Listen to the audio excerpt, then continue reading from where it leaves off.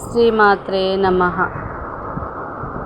దుఃఖంలో మునిగి ఉన్నప్పుడు నేనున్నా అంటూ ఆత్మీయ నేస్తం చిరునవ్వుతో పలికిన ప్రియమైన పలుకు చాలు.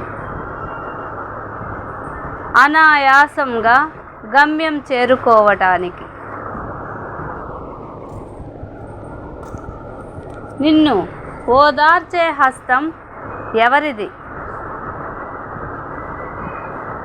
నీ కష్టాల్లోనూ సుఖాల్లోనూ నేనుంటా అంటూ ముందుకు వచ్చే ఆ స్నేహ హస్తాన్ని గమనించు. ప్లీజ్ సబ్స్క్రైబ్ చేయండి, షేర్ చేయండి, లైక్ చేయండి. అక్షరాల ఆణిముత్యాలను. ఈరోజు ఆణిముత్యం.